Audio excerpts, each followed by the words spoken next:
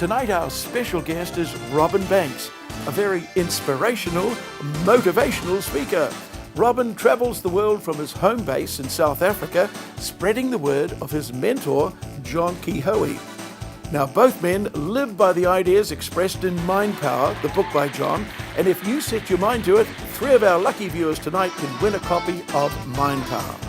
Robyn Banks, welcome to The Beat Goes On. Thank you very much. All the way from South Africa. That's correct, where we lost 50, 30, 50, Well, 50. we won't go into that. That's South African people have been struck mute. Yeah, now let's keep it that way. So thank you for coming in the program today. Motivation. Wow, it's a great business, isn't it? And it all comes from Mind Power. You're a devotee of John Kehoe, and he says that beliefs shape our reality, don't they? Beliefs Absolutely. shape our reality. So what you believe, you ultimately become. Absolutely. And you learnt that too by reading this Mind Power book. And how did it change your life?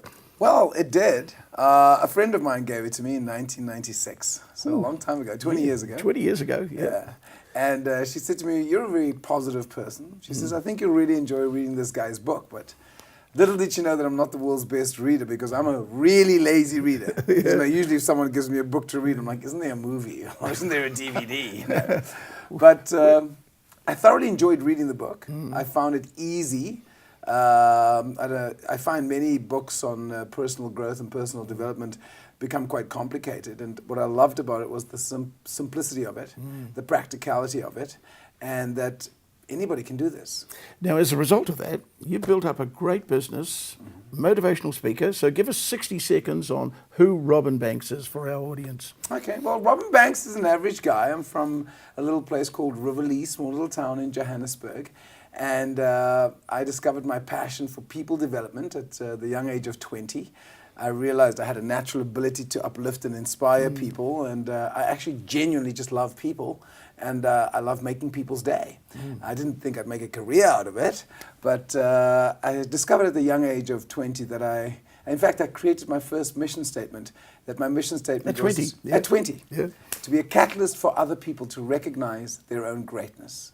That I honestly believe that within each and every one of us is unique beauty, but most of us try and fit in and try and be like other people, whereas if you can really get in touch with the genius within, the beauty within, and you express your true nature, who you are is magnificent. We just forget because we're trying to fit into society's norms. Now, were mum and dad, people around you, were they like that at all? Or? My mom Yes, particularly. you came from mum, eh? Yeah, my mom at a very young age used to tell me, "Oh, my son, do you know who you are? You're a magnificent, radiant being of light." And Did she say that to you're you? Wow, Yes. isn't that wonderful? She used to say things to me like, "You're a spiritual being having a human experience." And I used to think, can't I just have an ordinary mother? Like, you know, at her 80th birthday, my niece stood up and we were all celebrating her. And she says, we've got a funny granny. Because, you know, while other people's grannies were teaching them how to bake, our granny was teaching us how to meditate. So, so at a very, very young age, my mom started instilling these principles of personal self-awareness, personal growth, personal responsibility, that the world around you is a creation, and you're creating the circumstances around you with your thoughts. So she was my inspiration. Now, beliefs shape your reality. So you said that, in fact, that you had some beliefs that were sort of limiting. Absolutely. What were those beliefs? Well, the main one, well, there's a few. The first one was... And you changed, didn't Yeah. you? Yeah. So, well, when I was at school, I was very energetic. I'm very loud. I'm over the top. That hasn't changed. I'm still a very expressive person. And I was constantly told, Robyn doesn't know how to shut up. Robyn can't sit still. He's got too much energy for his own. And I was always in trouble because my energy was just too loud and over the top. And I wasn't sure how I'd fit in. And then when I read the Mind Power book, oh, and by the way, the other thing is I got 46% for my high school education, which is an E, in case you didn't know, for enough. Because the F is a fail, but an E, they let you slide through. It's enough. So I got an E for enough, which meant I just got through. And when I read the Mind Power book, I realized I thought I'd never be successful because I only have a high school education. I got an E for enough. I mean, I'm not as intelligent as my cousin who went to Harvard University, and he was doing exceptionally well. And at the age of 28, when I read the book and did the course, I consequently realized the only thing that's really stopping me from being successful is my belief that I won't be successful, and my belief is based on something that I was conditioned to believe, that I don't have an education, so that's why I can't be successful, which is absolute hogwash. So you were carrying that belief, weren't you? I was carrying that belief. Yeah. I believed I'd never be successful because I didn't have the background to make me successful. Now, was that an instantaneous change, or it was a transition? It took some time. It's a journey. Yeah. I always say to people, you don't plant a seed today and expect a tree to grow tomorrow. No, you don't, do you? You've got to nourish and care for the seed, you've got to look after it, you've got to water it, you've got to take out the weeds. So I started actually cultivating a new belief system by using one of the techniques, which I'm sure many people have heard of, which is called affirmations. And literally every day, as weird as this sounds, we all talk to ourselves anyway, but the question is, are you telling yourselves the thing you want to hear? Yeah. So I literally would stand in the shower, because there's an echo and you're standing there anyway, and I'd say, I am tremendously successful. I am tremendously successful. It was a bit weird in the beginning. It was extreme. I mean, if you think it's weird now, imagine driving in a little Volkswagen Beetle with a leaking roof, and I'm earning $500 a month, and I'm going, I am tremendously successful. It wasn't true. But the fundamental principle... But it became true, didn't it? Yeah. The fundamental principle is the subconscious mind cannot tell the difference between what is real and what is imagined. Wow. Now Let's that's the repeat fact. that. Let's repeat that. The subconscious mind Cannot tell the difference. difference between what is real and what is imagined. Now, the conscious mind knows that I'm not successful, but the subconscious mind accepts whatever it is conditioned. And in my seminars, I'll usually say to people, close your eyes for 5 seconds. And I'll say, visualize yourself on the beach in the Maldives right now. See that beautiful white sand. Feel the warmth on your skin, the blue ocean. You can even see the fish and the blue skies up above you. And then I'll say to my audience, I can open your eyes. You see most of them like still close. No, can open your eyes. I'm like, you can come back. No, wait. And the point I'm trying to make is that the subconscious actually believes that's real. Now, the conscious mind knows I'm sitting in a seminar listening to this guy. So if you can repeatedly program your mind, but the key is repetition. Doing it once is pointless. The key is repetition over and over and over again. So what I teach people to do in Mind Power, positive thinking is ineffective. And most people go, but aren't you the positive thinking guy? No. I honestly believe that positive thinking is ineffective, because positive thinking is something you remember to do now and then. Mind Power is a practice. It is a discipline. It is something that I do every day because I want results. Yes. When you go to the gym, you don't go to the gym once and expect to think about it. You don't go to think about it. But even if you do go and you work out, if you work out once a year, forget it. Forget it. Yeah, exactly. If you work out 3 times a week, now we're talking. Yeah. If you work out 5 times a week and you watch your diet, now we're really talking. Yeah. In the same way, I always say to people, think of your mind as a garden of rich, fertile soil. Any seed that you sow into rich, fertile soil, if you nourish and care for it, it'll grow. In the same way, whatever you consistently think about, you'll bring about. Whatever you focus on is what you attract. Most people are not aware, and especially in the changing world, you and I were just chatting about politics before this, with all the challenges we're facing in the world, most people are focusing their attention on what's wrong, what they're not happy about, what's challenging. The more you focus on that, the more you feed it energy, the more you experience it. It's a self-perpetuating loop. It's a self-fulfilling cycle. Yeah, yes, wonderful. Now, this was all in Mind Power. You read it in 1996. And then, of course, you've met John Kehoe. And you became one of his... I'm his mentor. I'm his protege, sorry. He's the mentor. I'm his protege, and he's my best friend. He's like a father figure. We have an amazing relationship and you're one of the few people in the world that he's licensed to speak for him. I'm the only person in the world who's licensed to teach the Mind Power. Wow, that's a tremendous... It's a great honor. No. Yeah. Because first of all, I'll never forget when I first met him. Yeah. I was like, oh my goodness, the great John Kehoe. Oh my gosh. And now, of course, we're the best of friends. You were thinking he was great, and he was thinking, I need a successor. What he did tell me years later. He hadn't actually planned on it, but he says the biggest honor for him is that his work will live beyond him. Yeah. It doesn't end with him. He's celebrating his 70th next February, and I'll be going over to Canada to celebrate that with him. And his biggest gift for him is that his work it lives beyond him. So it has been a great journey. Thoroughly enjoyed it. Now, why do people skew or lean towards the negative? What? And then they become immersed in the negative, don't they? And everything, they complain about everything. You go into a restaurant, Absolutely. Everything's wrong, this, Yeah. and it just goes on and It's on. conditioning. Conditioning. It's conditioning. Is it a bad habit in that sense? I think it's a habit, and it's what we've taught to focus on. Look, I do think there are some things that we're born with. Yeah. However, most people don't get that you can change your circumstances at any point by just choosing to change what you focus on. Honestly, whenever you're having a tough day, what are you grateful for? What am I excited about? What I appreciate about my life? Now, some people go, nothing. But if you can really, really learn to make it a consistent habit, a daily focus of what it is you're grateful for, what are you thankful for, what's the gifts you bring, that's what's going to shift your state. Love to know whether you believe that the universe is created randomly or there's a creative designer behind it. No question in my mind. No question? Of course there's a creative designer. I mean, we don't live in a world of random chance and coincidence. And how do you see this creative designer?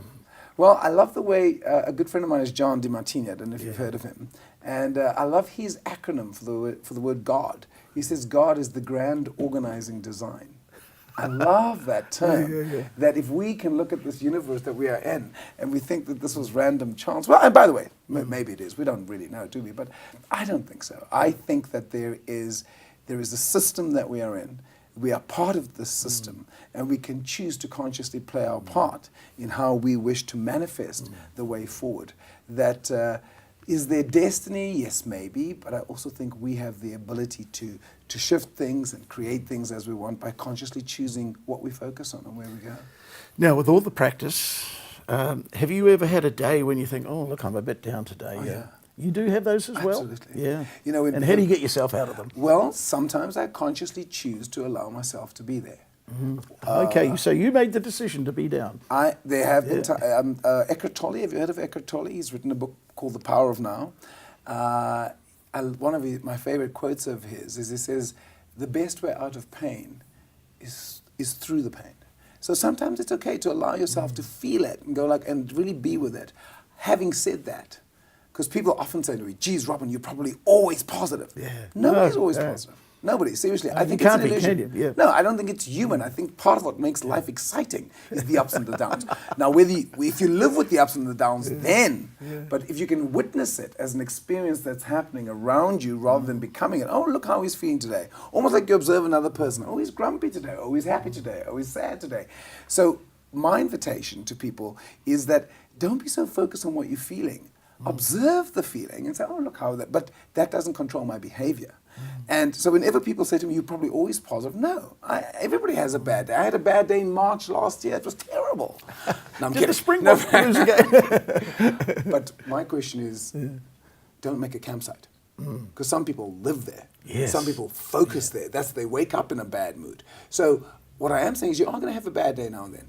And are there tools you can use to shift it? Yeah. Yes. Look, That's the key. We're running out of time. This is fascinating. Really? Yeah, Wow. gosh, it's going so fast. But touring the world, South Africa, New Zealand, Australia, speaking at big conferences, having thousands of people out in front of you. Wow, what a buzz. Tell us about that. I love it. Yeah. Well, it was a conscious choice. One of the things I say to people is that I believe that you're writing your own life story, and that when I say to people, your life is the way it is because of you, often people don't like it when I say that, and I'll say, but actually I've just given you great news, because if your life is the way it is because of you and you don't like it, what this means is you've got the power to change it by consciously choosing your thoughts and what you focus on, and I literally created the life I'm living today. In the year 2000, I did a seminar in Sioux City, Iowa. I wrote a personal mission statement.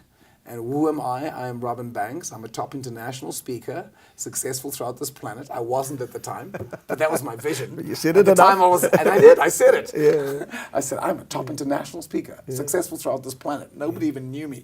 I am brilliant. I am bright. I'm a radiant being of light. I'm an outstanding peak performer. I'm a dynamic life transformer. I love it. I then created a vision board, which I highly recommend you do. If that's all you take from A this vision session. board. Oh, this is interesting. A vision board of what does your ideal life look like. And I've got it all over. It's on my phone, it's in my office, it's on my laptop. I see it all the time because the subconscious loves repetition. And the central part of my vision is the globe, because my vision is to transform consciousness on this planet, transform global consciousness. And then around it, I've got large groups of people that I want to speak to, as many people as I possibly can, sharing the message of mind, power to help people shift their lives. And I literally have images of what it is that I'm wanting. And so whenever, like yesterday, we had an amazing event at the Langham, and it was, the room was packed to capacity. And someone said to me, so was this part of the vision? I said, absolutely. Nothing happens by chance. Are you able to tell us at this remarkable moment that 100% vision has been achieved, or 60%, 40%? I would say on average over the years, I would say 70% of my the fortunate thing is... But you've got to leave yourself something to aim for, don't you? Exactly. And I don't think you're going to get everything. And actually that's great that you don't get absolutely everything, because... So sometimes when things don't manifest, there's a part of trust that, you know, otherwise what happens is you're not happy until you've achieved. Happiness is a choice no matter what you've achieved. You can still be in a state of happiness no matter what's happening out there. But no, I would never, I don't know anybody who 100% achieves absolutely everything.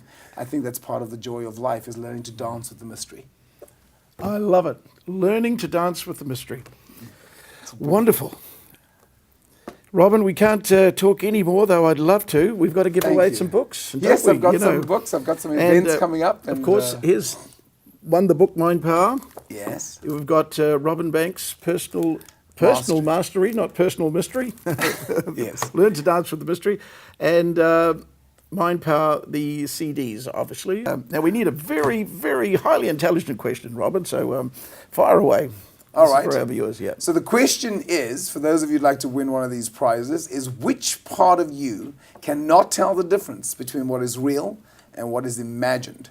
I will give you a hint. It's the most powerful part of you that creates your reality all the time. Part of the brain. Part of the brain. And it starts with sub. Yes, we'll give them a clue, shall we? Yeah. He's given you an amazing clue. I mean, like, if you don't get it with that. But this is the part of your brain that creates your reality, day and night, whether you're aware of it or not. Robyn, how long are you in New Zealand for? Well, I'll be back in New Zealand, and I've got some free seminars coming up towards the, when is that? But I'll be back, the first week of November. And people can find out more at robynbanks.co.nz. Robyn Banks. Go to the website. Yeah.